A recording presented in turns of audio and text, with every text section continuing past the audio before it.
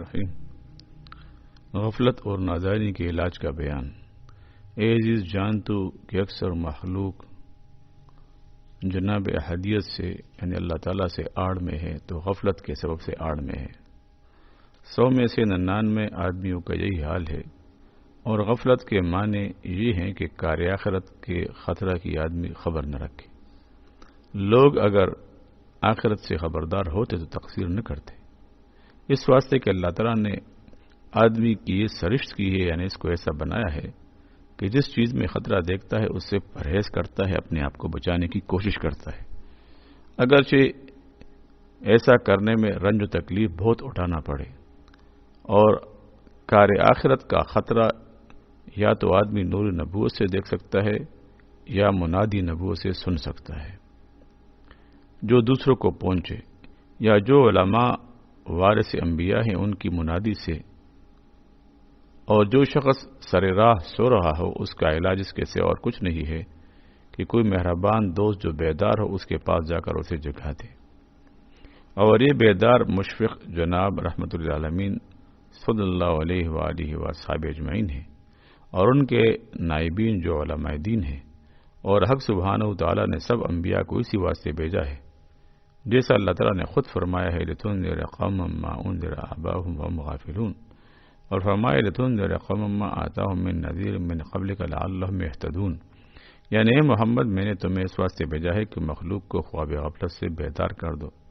اور سبوں کے گوش گزار کر دو۔ اور فرمایا ان الانسان لفی خسر الا الذین آمنوا وعملوا الصالحات، یعنی سب لوگ خسارے میں ہیں، مطلب یہ ہے کہ سب لوگ دوزخ کے کنارے ہیں مگر ایماندار اور پرہیزگار۔ فاما من طغى وآثر الحیاۃ الدنیا فإن الجحیم هی المأوى واما من خاف مقام ربه ونهى النفس عن الهوى فإن الجنة هی المأوى، یعنی جو شخص دنیا کی طرف متوجہ ہو اور ہوا اور ہوس کی پیروی کرنے لگا وہ دوزخ میں جا پڑا، کیونکہ اس کی خواہش کی مثل اس پرانی چٹائی کی سی ہے جو دوزخ کے غار پر بچھی ہے، اور جو شخص چٹائی پر چلے گا خواہ نخواہ غار میں پڑے گا، اور جس نے اپنی خواہش کے خلاف کی وہ جنت میں داخل ہوا۔ خواہش کی مثل جنت کی راہ میں گھاٹی کی سی ہے، جو شخص اس سے گزرا خواہ مخواہ جنت میں پہنچ جائے گا۔ اسی واسطے رسول مقبول صلی اللہ علیہ وسلم نے فرمایا ہے کہ جنت کو گھیرا گیا ہے مکروہات میں اور گھیری گئی ہے دوزخ خواہشوں میں۔ اب جو اللہ کے بندے جنگل میں رہتے ہیں جیسے بدھو اور کوہستانی وغیرہ کے ان میں عالم نہیں ہوتے، یہ لوگ خواب غفلت میں پڑے رہتے ہیں کہ انہیں کوئی بھی بیدار نہیں کرتا، اور آخرت کے خطرہ سے یہ خود بھی بے خبر ہیں، اسی سبب سے راہ خدا میں نہیں چلتے۔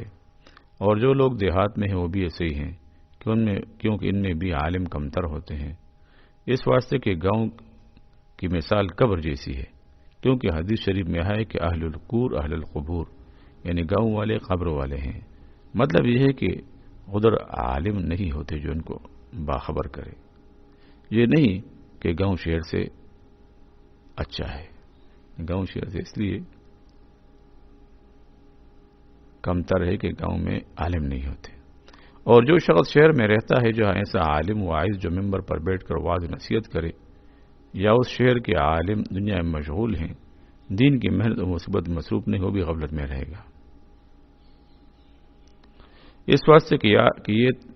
عالم تو خود خواب خرگوش میں ہے، دوسرے کو کیا بیدار کرے گا۔ اور اگر عالم شہر ممبر پر بیٹھا ہے اور مجلس واعظ ہوتی ہے اور ناصحان بیہودہ کی طرح تقریر مسجع اور واہیات خرافات باتیں اور نکتے اور باریکیاں بیان کرتا ہے، اور رحمت الہی کے وعدے سے لوگوں کو فریب اور دھوکہ دیتا ہے، اس واسطے کہ لوگوں کو گمان ہو کہ ہم کسی سنت پر ہوں، رحمت الہی ہمارے شامل حال ہوگی، تو ان لوگوں کا حال غافلوں سے بھی بدتر ہے۔ اور ان کی مثال اس شخص کی سی ہے جو سر راہ سوتا ہو اور کوئی اسے جگا کر ایسی شراب پلا دے کہ اس سے متوالا ہو کر دوبارہ گر پڑے۔ تو یہ کمبخت پہلے تو ایسا تھا کہ ہر ایک کی آواز سنتا اور آسانی سے جاگ اٹھتا، اب تو ایسا ہو کہ اگر 50 لاتے اس کے سر پر ماری جائے تب بھی خبر نہ ہو۔ اور جو جاہل ان مجلسوں میں بیٹھتا ہے وہ اس صفت پر ہو جاتا ہے کہ آخرت کا خطرہ اس کے دل میں آئے بھی نہیں، اور جو کچھ تو اس سے کہے وہ بھی جواب دے گا کہ اے شخص خدا کریم و رحیم ہے،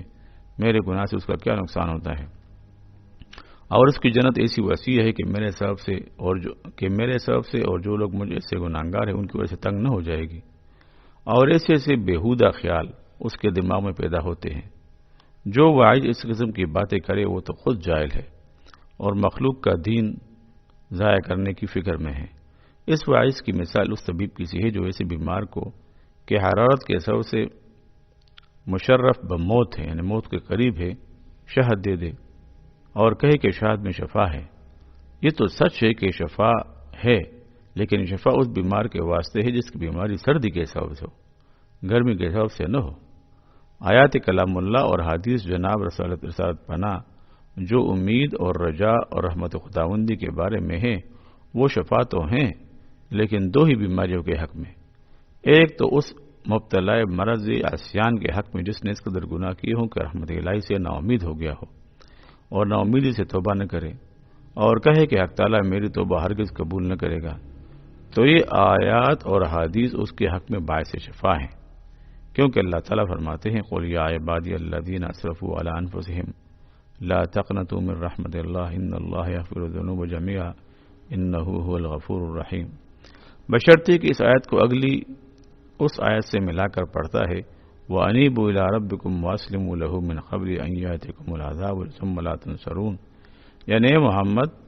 تم میرے بندوں سے کہہ دو کہ تم نا امید نہ ہو، کیونکہ اللہ تعالیٰ سب گناہوں کو بخش دیتا ہے، بشرطے کہ تم توبہ کرو اور اس کی طرف پھرو اور احکام الہی کی اتباع کرو۔ اور ایسی آیات اس کے علاوہ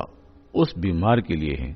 جس پر ایسا خوف خدا غالب ہو جائے کہ عبادت سے کبھی خود آسودہ ہی نہ ہو اور اس بات کا خوف دامنگیر رکھتا ہو کہ وہ ریاضت کرتے کرتے اپنے آپ کو ہلاک کر ڈالے گا کیونکہ اس نے خواب بالکل چھوڑ دیا، تو رحمت کی آیت اس کے زخموں کا مرہم ہو جاتی ہے۔ مگر ایسی آیتیں اور حدیثیں اگر غافلوں اور نڈر لوگوں کے سامنے پڑھی جائیں تو گویا زخم پر نمک چھڑکا، یعنی ان کی بیماری مزید بڑھ جائے گی، اور جیسا وہ طبیب ہے جو حرارت کا علاج شہد سے کرتا ہے، یعنی بیمار کے خون ناحق سے اپنا ہاتھ بڑھتا ہے، ایسا ہی یہ عالم بھی ہے، یعنی لوگوں کے دین کے در پہ ہے اور دجال کا رفیق ہے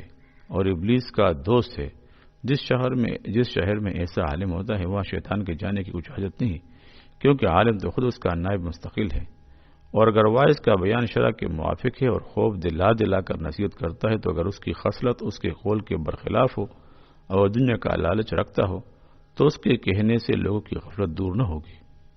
اور اس واسطے کہ اس شخص کی مثال ایسی ہے جو لوزینہ کا طباق سامنے رکھے ہوئے بڑے شوق سے کھا رہا ہو اور پکار کر کہتا ہو کہ اے لوگو خبردار اس لوزینہ کے پاس نہ پٹکنا کیونکہ یہ زہر آلود ہے، تو ایسی بات سن کر لوگ اس لوزینہ کی نہایت حریص ہوں گے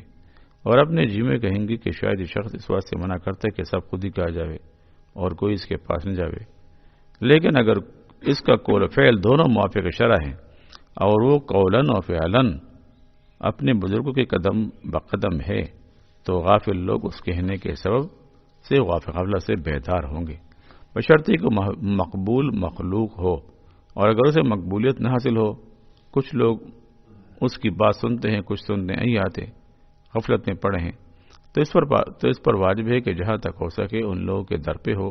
ان کے گھروں میں جائے اور ان کو خدا کی طرف دعوت کرے۔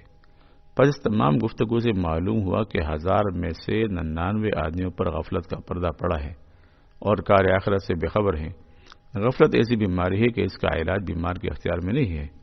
جبکہ غافل کو اپنی غفلت کی خبر ہی نہ ہو تو اس کا علاج کیوں کر ڈھونڈ سکے گا؟ تو غفلت کا علاج علماء کے ہاتھ میں ہے،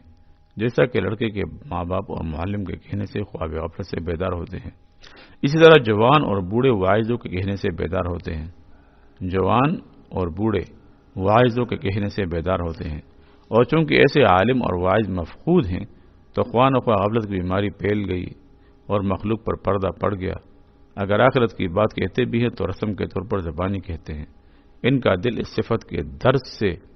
اور اس کے خطرے سے غافل اور بے خبر ہوتا ہے، ایسے کے کہنے سے کچھ فائدہ نہیں ہوتا۔